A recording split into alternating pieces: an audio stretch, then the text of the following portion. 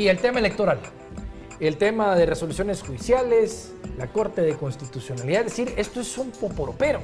Cuando usted le dice, vamos a ver una película, poner los poporopos, ya parala porque se están quemando. Aquí los poporopos ya se quemaron, pero nos estamos comiendo poporopos quemados. Porque aceptamos día con día que el país probablemente está peor, pero como estamos ya acostumbrados, ya no nos damos cuenta. Entonces, en términos legales, incertidumbre. En términos políticos, incertidumbre. En términos de reglas claras, en todo, por Dios, nadie entiende. Para eso hoy nos acompaña el licenciado Giovanni Frati. Giovanni, de repente, mira, o sea, es un ejemplo, es como una olla, metimos al caldo todo y pareciera ser que todo se nos quemó ya.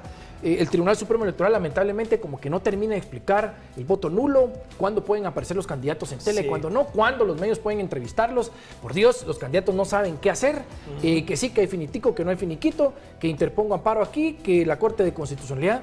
Sí. ¿En qué estamos? Porque ya... Sí, yo en mis columnas de opinión lo he descrito como el peor proceso electoral de la historia del país en cuanto a libertad de expresión. Porque, digamos, se creó una oficina inconstitucional que se llama oficina, hasta el nombre que tiene es verdaderamente aberrante, Oficina de Control de Medios de Comunicación y Encuestas del Tribunal Supremo Electoral, con una reforma a la ley electoral que tiene 3 inconstitucionalidades pendientes que la irresponsable Corte de Constitucionalidad no resuelve. Una inconstitucionalidad la metió el CACIF, otra la metió la Cámara de Medios de Comunicación y la otra la metió la Cámara Guatemalteca de Periodismo. Porque en esa reforma, Veneno, increíblemente, por ejemplo, se vuelve delito de financiamiento electoral ilícito y de campaña anticipada entrevistar a una persona, por ejemplo. En esa reforma no se pueden publicar encuestas, que es parte de la libertad de expresión, ¿verdad? Porque si una persona puede hacer con su dinero lo que mejor convenga, media vez no esté dañando a nadie, y las encuestas son parte de la libertad de expresión, son digamos, inclusive se llaman así, estudios de opinión, ¿verdad? Aparte también se ha prohibido, por ejemplo, colocar información política o de campañas de los candidatos en redes sociales, por ejemplo, ¿verdad? Supongo yo que esta oficina pretendía que viniera de Palo Alto o de Cupertino en California, Twitter y Facebook y Zuckerberg a registrarse aquí a una oficina que tienen enfrente de una gasolinera Shell en la zona 2, cerca de la cervecería.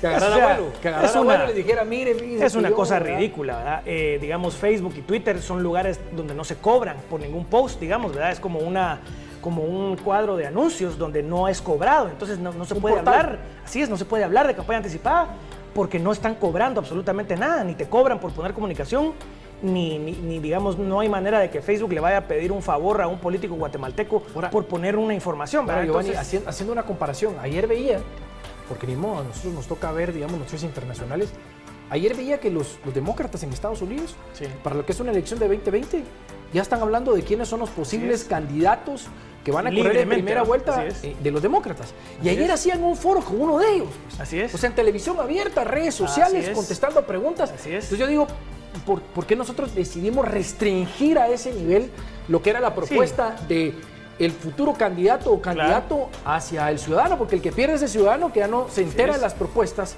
y el que va a ganar es el que más, digamos, reconocimiento tiene a nivel nacional.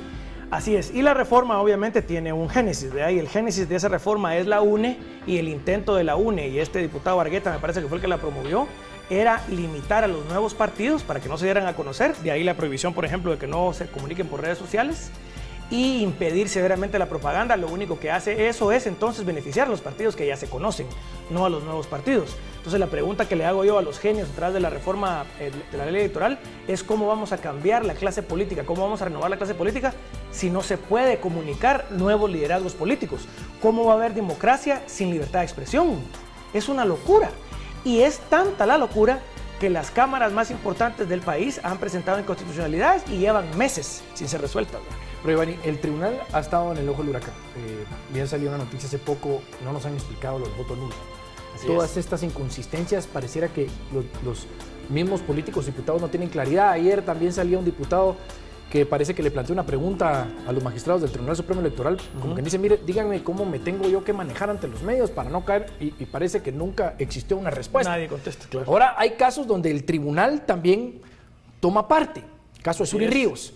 Ayer habían algunos abogados que decían, pero es que yo no termino de entender cómo es que el árbitro, que es el que tiene que manejar a los posibles contendientes, juega un papel de agraviado o una postura legal ante su inscripción.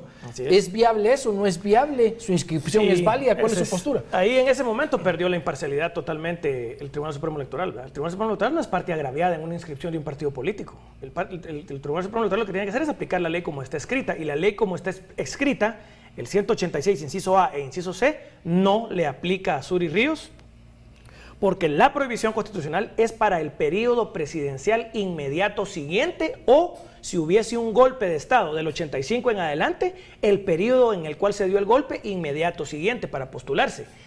La gramática, el sentido, la sintaxis del artículo está clarísimo, ya lo dijo la Corte anterior, lo acaba de decir esta Corte Suprema también, y entonces ahora vamos a una apelación a una de las peores cortes de constitucionalidad que ha tenido el país, que ha querido invadir las facultades del presidente, invadir las facultades de la Corte Suprema, invadir las facultades del Congreso, y obviamente todos entendemos y sabemos en el análisis político que hay algunos magistrados que responden específicamente a la UNE en ese tribunal. Entonces, ¿cómo vamos los guatemaltecos a entrar a un proceso electoral donde el Tribunal Supremo Electoral no es imparcial, donde la Corte de Constitucionalidad ha demostrado ser no imparcial, y donde el registro de ciudadanos, por ejemplo, yo le pregunto al Ministerio Público, ¿en dónde estaba el Ministerio Público cuando se inscribió Codeca como partido político? Codeca como partido político es una organización que tiene más de 200 denuncias de robo de energía eléctrica en todo el país, y lo inscriben como partido político. ¿Dónde está la investigación? ¿Dónde está la investigación de las finanzas de ese partido? ¿En dónde está la investigación a ese grupo delincuencial que ha sido denunciado en todo el país y que roba energía eléctrica en todo el país? Y que un partido político asociado a ese grupo se inscriba y que me diga a mí la FESI entonces que está combatiendo la corrupción, pero Codeca se inscribió como partido político. Entonces uno verdaderamente no entiende cuál es la agenda, porque lo que se esperaría de las instituciones es que fueran neutrales, pero ni la Corte de Constitucionalidad, ni el Registro de Ciudadanos, mucho menos el Tribunal Supremo Electoral, son neutrales. Y para mí, el pecado político más grande, aparte de haber validado esa reforma de la ley electoral, es haber inscrito a Codeca como partido político. Lic,